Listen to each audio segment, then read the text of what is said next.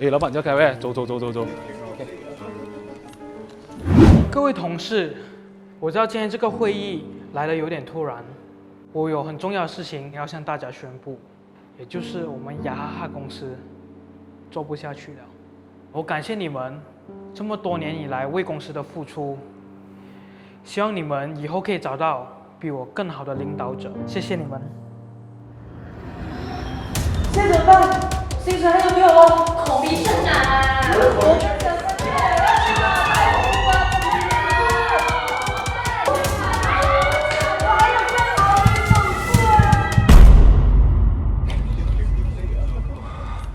吓死我了！原来想梦，还以为又没有工了。哎，去做工先。哎，老板叫开会，走。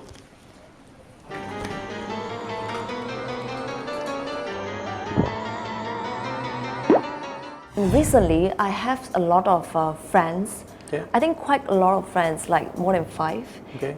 They came to me and said that their company suddenly announced that the company is going to bankrupt, Okay. or the company is going to cease the operation, and they did not get the salary or any compensations at the end because they got this in a very short notice.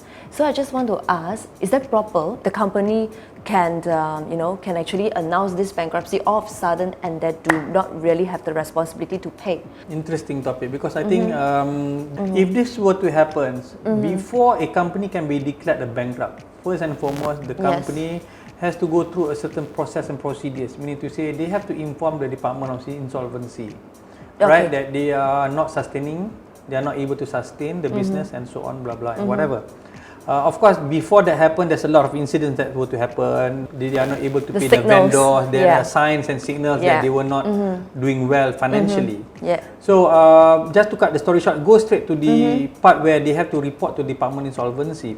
Okay, in this case, once the Department Insolvency handles or manages this situation or this case, the person from the Department of Insolvency will be assigned to manage this particular company account. Okay. When this person manages particular company account, first and foremost, the company will be liquidated, or meaning to say they will be valued. Say what are their revenue, income available, financially available, and what are the cost structure and so on. They will do assessment. They will do assessment, and they will come up with a debtors list. Okay. Employees will be part of the debtors list among the vendors, among any other government agencies, for example EPF, so whatever not, they will be part of the debtors list.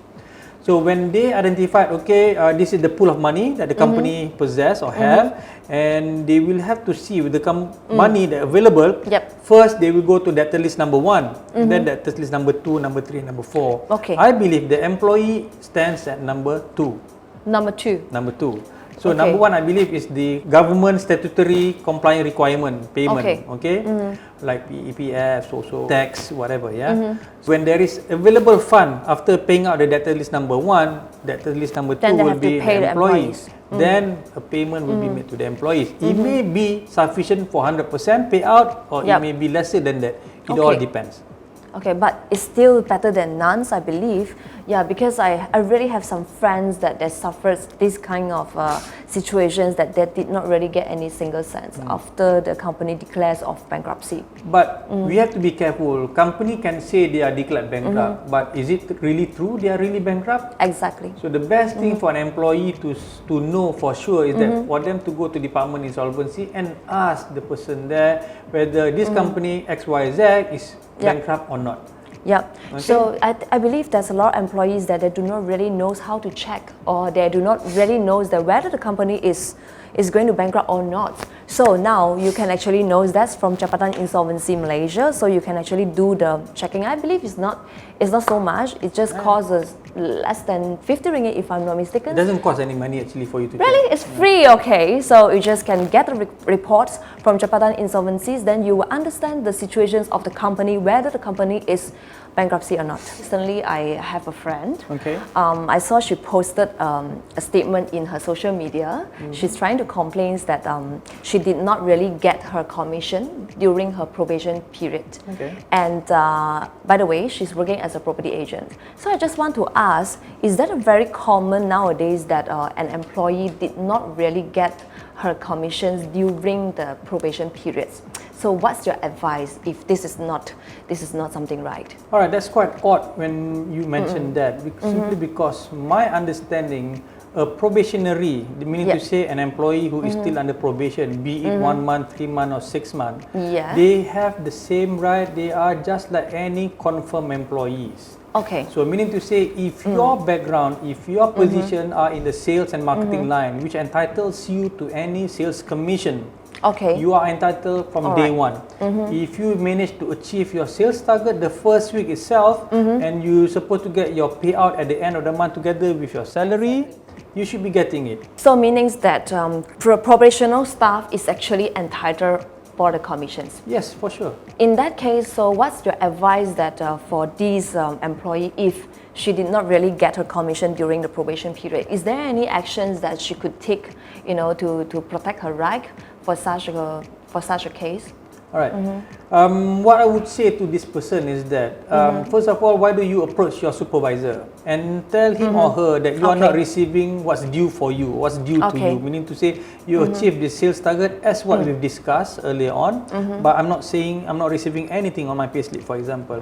So get some clarification from your supervisor. Perhaps if it may be a shock to your supervisor as well, because some supervisors are not aware themselves that his staff or her staff is not getting their allowance on the first month itself. Okay. However, if their supervisor are not able to render any services or help the employees, the best advice for the next step would be take this matter up to HR. Most probably, maybe give it the benefit of the doubt. The HR might be forgotten to include the employees' commission. Who knows? Okay.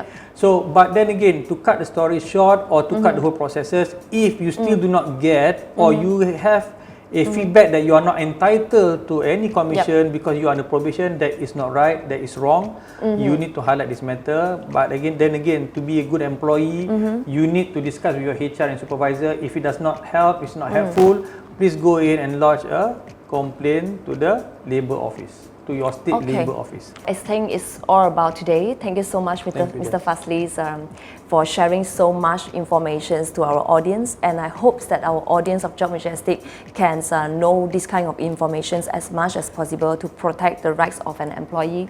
So we hope we can share more about these information in our next chapter. So if you have any questions or comments, welcome to PM us, and we would love to answer you one by one, or maybe we can actually make it into our video for next. So see you all again.